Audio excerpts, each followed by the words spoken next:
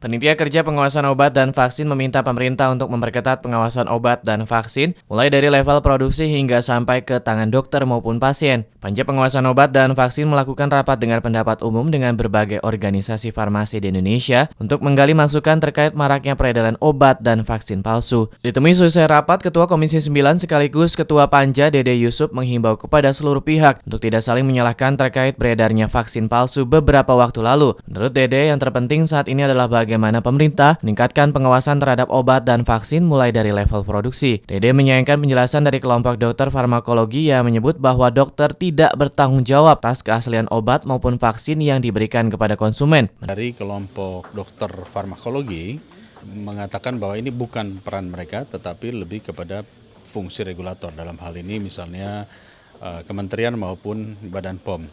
Jadi mereka menganggap mereka hanya user saja, terima saja tanpa memeriksa.